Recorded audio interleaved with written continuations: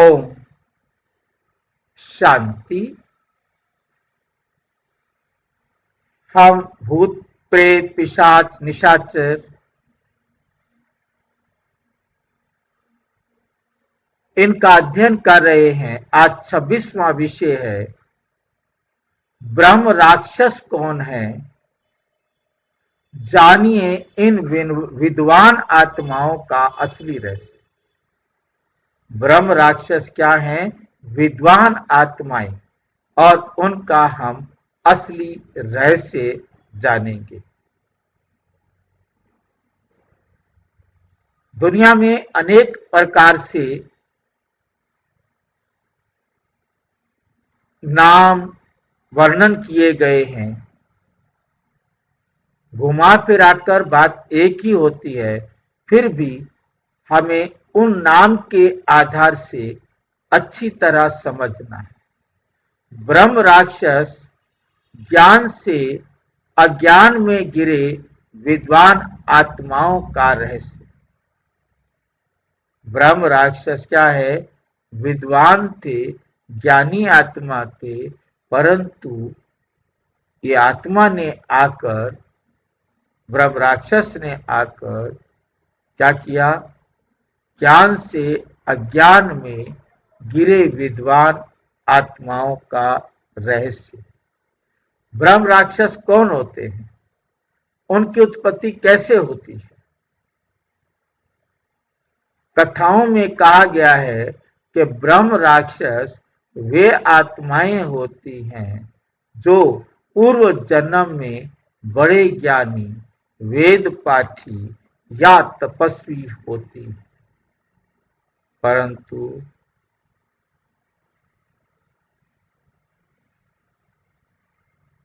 उनमें अहंकार, ईर्ष्या, स्वार्थ आने से उनका ज्ञान विनाशकारी बन जाता है।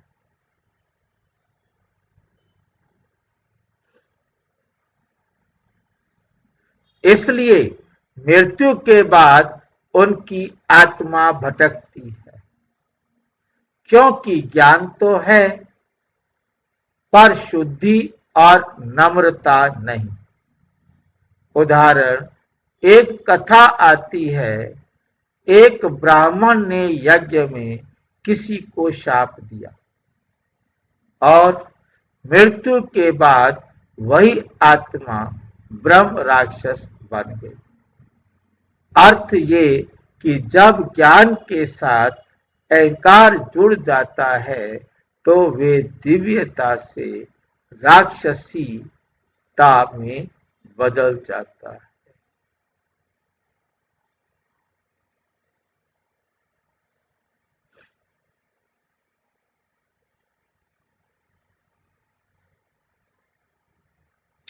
तो वे दिव्यता से राक्षसीता में बदल जाता है।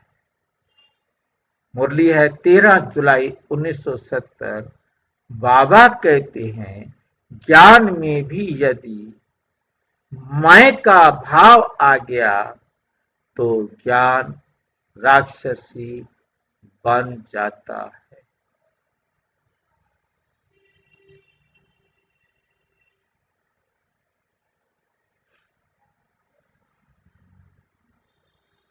ईश्वरीय ज्ञान तब ही दिव्य है जब उसमें ममता, मोह और मान का लेश भी ना हो, जरा भी ना हो। क्या ब्रह्म राक्षस हमेशा दुष्ट होते हैं या कभी शुभ भी हो सकते हैं? ब्रह्म राक्षसों का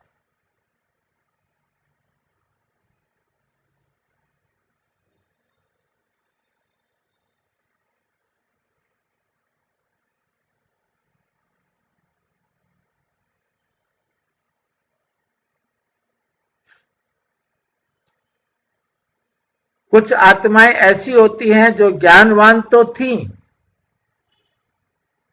पर ब्रह्म राक्षसों को केवल दुष्ट कहना ठीक नहीं। कुछ आत्माएं ऐसी होती हैं जो ज्ञानवान तो थी पर पतन के बाद भी अपना सुधार चाहती हैं।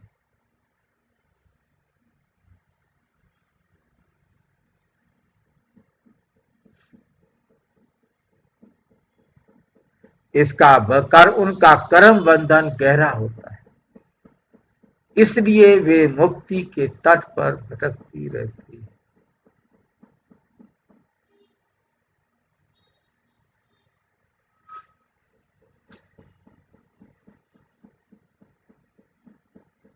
इसलिए मुक्ति के तट पर भटकती है।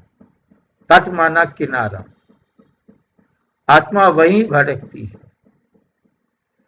कई लोक कथाओं में ब्रह्म राक्षस किसी साधक को डराकर नहीं बल्कि सत्य ज्ञान की दिशा में प्रेरित करता है। उनको ऐसा ज्ञान सुनाता है कि वो उसी रास्ते पर चल पड़ते हैं, क्योंकि प्रेम की तो बहुत सारी बातें।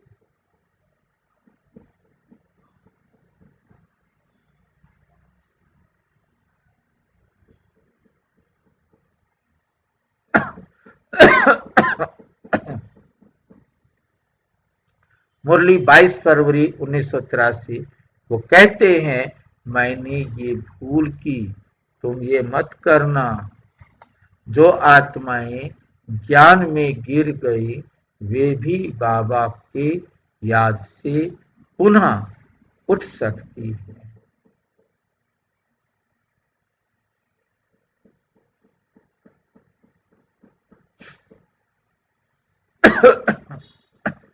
हर आत्मा में ज्योति का बीज है, बस अंधकार हटाना है।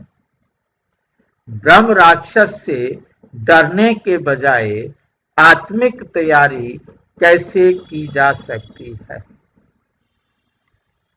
डर हमेशा अज्ञान से पैदा होता है। जब हमें आत्मा की अमरता और परमात्मा की निकटता का अनुभव होता है तो किसी भी आत्मा से भय नहीं रहता। आत्मिक उपाय अमृत वेला योग 4 बजे बाबा की याद से अपनी शक्ति बढ़ाएं। मैं एक ज्योति स्वरूप आत्मा हूं का अभ्यास करें। किसी भी नकारात्मक आत्मा के लिए शुभ भावना रखें। डर तब लगता है, 1994 की मुरली में बाबा कहते 16 सितंबर 1994, डर तब लगता है जब हमें याद कम होती है। जो सदा याद में है उसके लिए कोई राक्षस, कोई प्रेत नहीं, केवल सृष्टि के कलाकार हैं। आ जाओ। नंबर 4, कौन कौन सी लोक कथाओं में ब्रह्म राक्षस का वर्णन मिलता है? ब्रह्म राक्षस का उल्लेख स्कंद पुराण, कथा सरित सागर और कई क्षेत्रीय लोक कथाओं में मिलता है। हर कथा में एक बात सामान्य है, ज्ञान बिना विनम्रता के विनाश का कारण बनता है। यदि ज्ञान में विनम्रता ना हो तो वो भी विनाश का कारण बनता है। क्षेत्रीय लोक कथाओं में मिलता है, मतलब कुछ ऐसी कहानियों में ऐसी बातें मिलती हैं जहाँ ज्ञान की बातें होती हैं, परंतु ज्ञान के साथ यदि विनम्रता नहीं तो वो भी विनाश का कारण बनता है।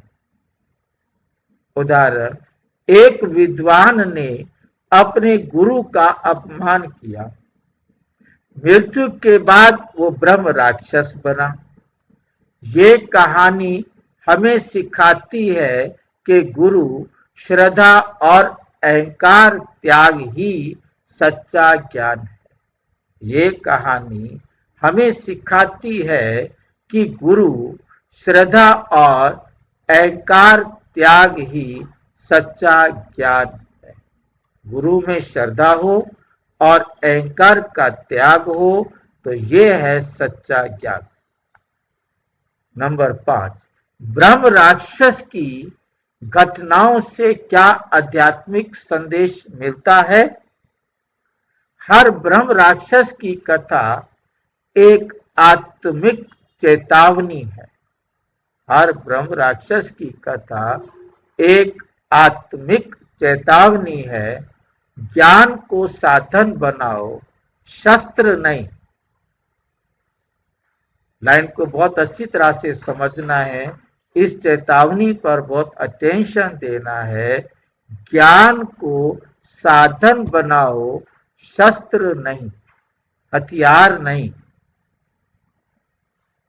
ज्ञान से आप अपने जीवन को श्रेष्ठ बनाओ, परंतु किसी को दुख पहुंचाने के लिए नहीं। हाँ, शस्त्र बनाओ अपने विकारों का गला काटने के लिए, अपने अवगुणों को भगाने के लिए, किसी दूसरे को दुख पहुंचाने के लिए नहीं। ईश्वर की याद से हर आत्मा पवित्र और शांत हो सकती है। ईश्वर की याद से हर आत्मा पवित्र और शांत हो सकती है। मुरली है 25 मई 1978। जो ज्ञान में रहकर भी अपमान, ईर्ष्या और द्वेष करता है, वो स्वयं को भी गिराता है। इसलिए बच्चे, ज्ञान का गर्व नहीं, ईश्वर की याद का गौरव रखो।